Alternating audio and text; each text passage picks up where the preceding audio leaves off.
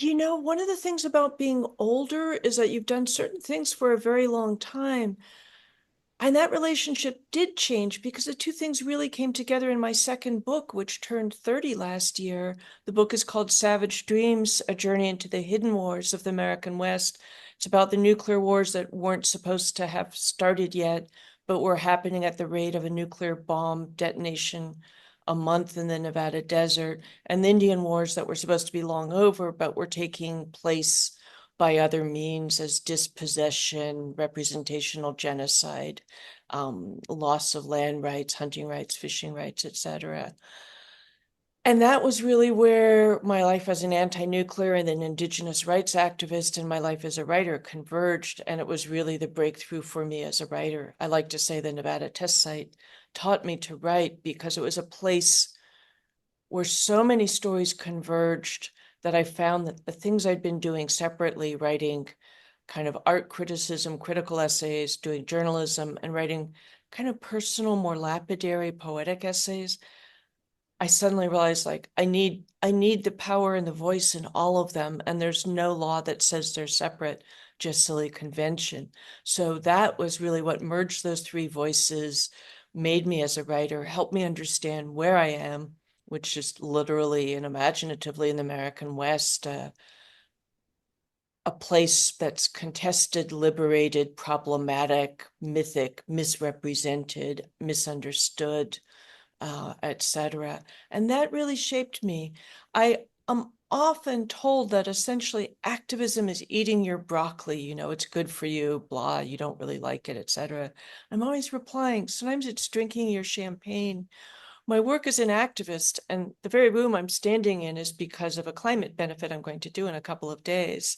My work as an activist has brought me in touch with the most heroic, the most generous, the boldest, the most imaginative, bravest people, and given me things to think about and write about that have been central to my work ever since.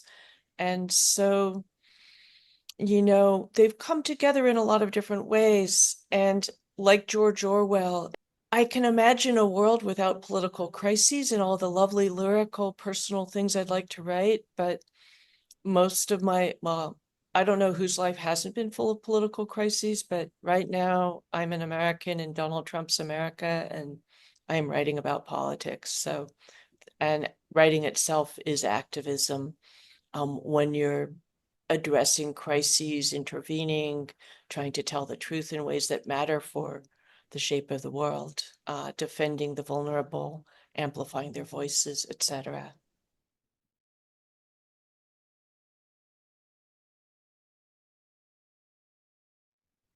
Yeah, I've said many different versions of I respect despair as an emotion, but don't confuse it for an analysis, because something I see all the time, particularly around kind of climate doomerism, climate defeatism, people reach this conclusion. I feel bad about the future, therefore the future is bad. I feel helpless, therefore I am helpless, therefore we are helpless. They turn subjective emotion into objective fact. And what we learn from history is people live under dictatorships. They get put in gulags and concentration camps.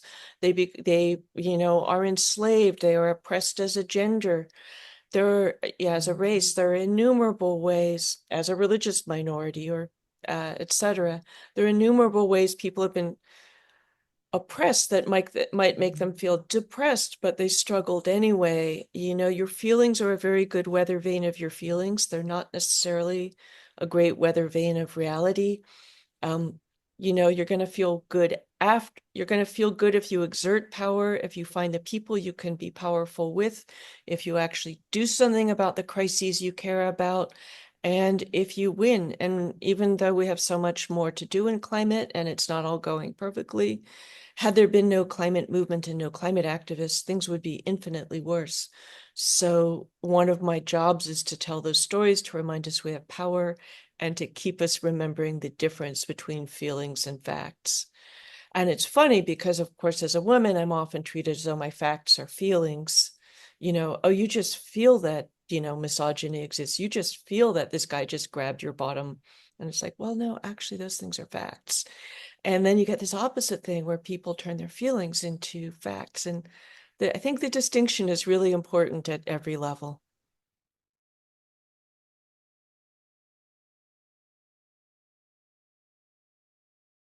I mean, I'm in the United States, which is in the middle of the worst crisis it's experienced since it broke away from your country, although I'm not sure I should say that to Scotland. Sorry, Scotland, speaking as an Irish passport holder.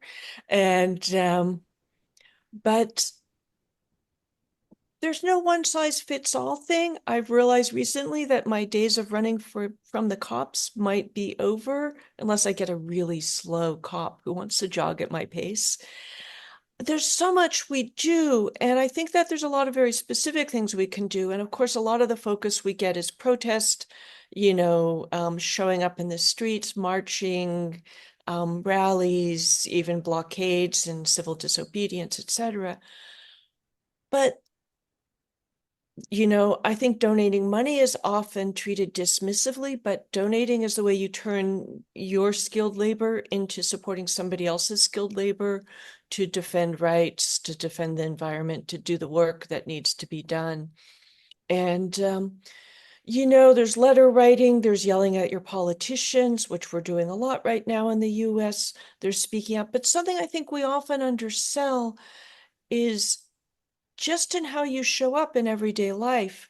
And as a climate person, I think just being really well informed about climate, popping into those conversations where people are misinformed, not just about the bad stuff, but what I find is people are misinformed about the good stuff. We've had an energy revolution in this century. We now have the possibility, thanks to the renewables revolution, the fact that solar is the cheapest electricity almost anywhere on Earth, with all these other benefits, the fact that sun and wind, unlike oil, gas, and coal, are actually infinite, inexhaustible, and completely free and happen more or less everywhere, is to be an informed person who brings it up in conversation, who helps steer people towards engaged and constructive thinking, who understands the situation, who treats it as important.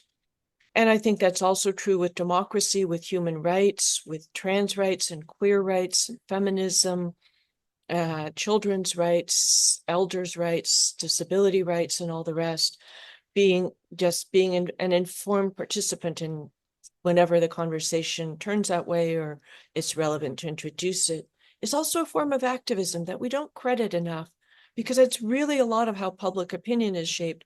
One thing that is continually amazing to me, although also very familiar, is that the people in the very heart of the climate struggle that I know, they're having babies, they're understand the absolute gravity of the situation, but they're not defeated, despondent, or, tragically overwhelmed. You get these people on the periphery who are giving up without really examining. The people who are saying, oh, I won't have children, are not the people who are the best informed. So I think contributing to being well informed, the more people understand the situation, the more they're ready to do about it and to do the right things about it from the power that is knowledge. So I think that's a really important part of what activism is we often discount.